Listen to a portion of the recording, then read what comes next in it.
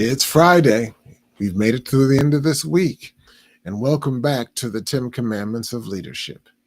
This is where recovering egoholics and emerging leaders come to grow, not by inflating our titles, but by deepening our impact. I'm your host, Tim Alston, the world's first publicly acknowledged recovering egoholic. Now, let's start today with a confession. I've sat in a lot of meetings in higher education, in corporate America, and with faith-based organizations.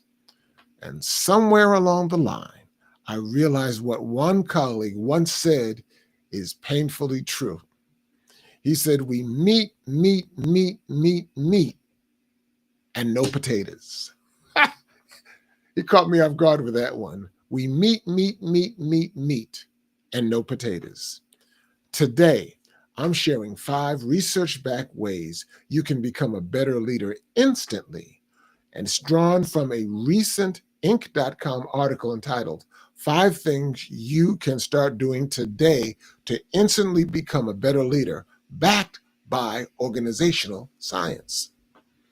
And we'll connect each one of these 5 with a few of our egoholism recovering steps, what I call EHR, egoholism recovering 10 steps, because good science and good soul care often meet in the same place, and that is at humility and awareness. You ready? Okay. Number 1, from Inc.com, stop holding so darn many meetings. Stop holding so darn many meetings. Let's face it, most meetings are where productivity goes to die.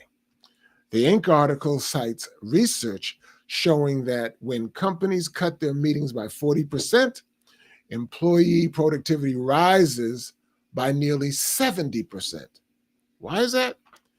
Because we free up people's mental bandwidth to do rather than to discuss. In my egoholism recovery, my EHR journey, this connects with pre-steps number 1 and 2. Number 1, target, and number 2, own the problem. Target the problem and own the problem. Target the problem of egoholism and over-communication.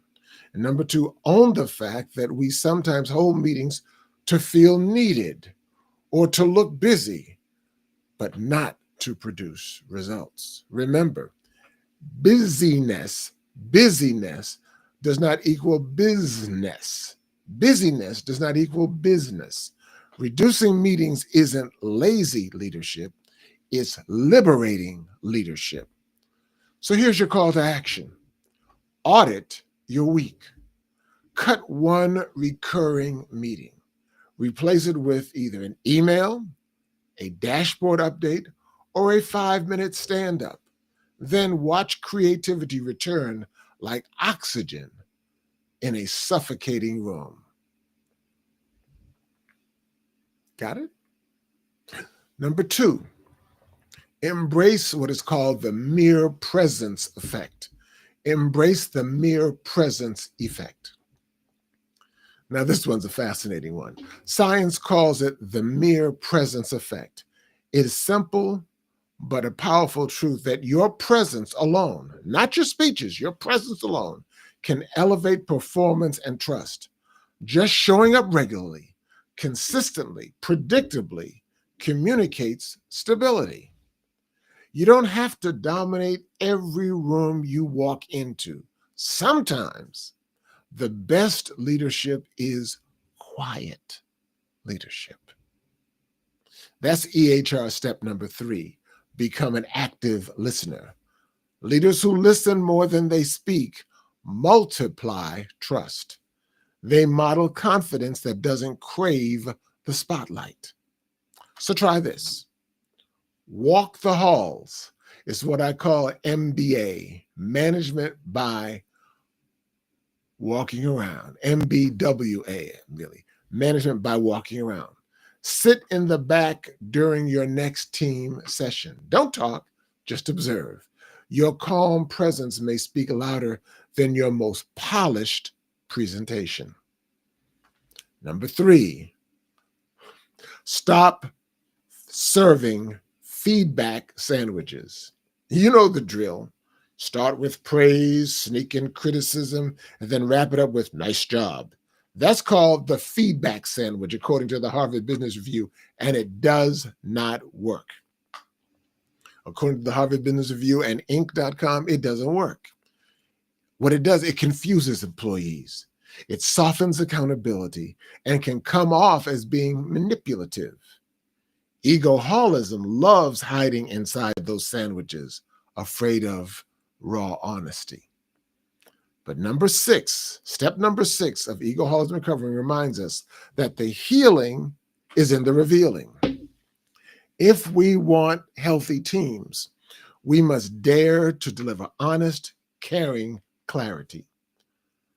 Say what needs to be said, kindly but clearly. As one mentor once told me, don't mix medicine with too much sugar, for it loses its power. Don't mix medicine with too much sugar, because it loses its power. Number 4, flip the lens. Focus on what's working. In a world monetized on negativity, great leaders flip the script. Research confirms that teams who receive more positive feedback are more engaged, more innovative, and more loyal. That's not Pollyannish thinking. That's brain science. Egoholism step number 2 says, dig deeply below the surface to unearth hidden treasures. That means we intentionally search for small wins, silent contributions, and subtle growth moments. What you focus on will grow. What you focus on will grow. Instead of hunting errors, start hunting excellence. Ask this question instead. What are we doing right that we can replicate? Positivity is not fluff. Instead, positivity is fertilizer. And number 5, say thank you, often and sincerely. The master political scientist and former U.S. President Lyndon B. Johnson once said, every handshake is worth 250 votes. If that's true politically, then every handshake in leadership may be worth 250 morale points. Think about that. Think about that. Research backs this up.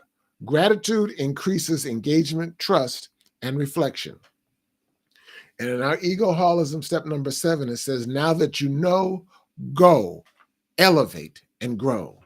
We're reminded that leadership is really gratitude in motion. Gratitude in motion. So today, thank somebody publicly or write a quick note privately. Don't underestimate the ripple effect of appreciation, because people remember how you made them feel far longer than what you made them do. And here's our closing reflection. Let's bring it all back home. These 5 small shifts, fewer meetings, more presence, clearer feedback, positive focus, and sincere gratitude, aren't just productivity hacks. They're humility habits. And humility is the antidote to egoholism. Because as we often say in this space, organizations don't fail, leaders do. And the number one reason they fail is because of unchecked and unmanaged egos that sabotage decision-making, team alignment, and long-term success. But today, you and I can model something very different. Let's lead from our recovering selves, not to be the loudest in the room, but the quietest catalyst for change. I'm Tim Alston, and until next time, stay humble, stay hungry, and keep recovering out loud. Keep recovering out loud. In my mother's college yearbook, I'll never forget, in her senior year, 1949 at Oakwood College. It was back in the days when schools were small, graduating classes were small, and there was enough time and enough space in those annual yearbooks to put your favorite quote. And I'll never remember the quote beside the name of Zeola Bell, Germany, my mother. It said, "What you do speaks so loud that I can't hear what you say. What you do speaks so loud I cannot hear what you say. Your actions speak louder than words." Let me also give you another short tidbit from now on. We have just begun this week a brand new focus. It's called Tim Alston's Leadership Nuggets, Managing Ego in 60 Seconds. These little nuggets of truth we're putting out there 3 times a day, in the morning around 8 a.m., in the afternoon around 1 p.m., and in the evening around 7 p.m., or I should say, starting next week, we'll be putting out closer to the time the sun sets so that we can honor the seventh-day Sabbath according to the Bible. These little nuggets that you could grab onto, they're going to be available also on Facebook, LinkedIn, and YouTube. And if you enjoy them, if you find them encouraging, inspirational, and informative, then don't just hoard them to yourself. Share them with your friends. Share, like, and subscribe. Have a great weekend. And we'll see you next week on the 10 Commandments of Leadership and in the Tim Alston's Leadership Nuggets, Managing Ego in 60 Seconds. Bye-bye.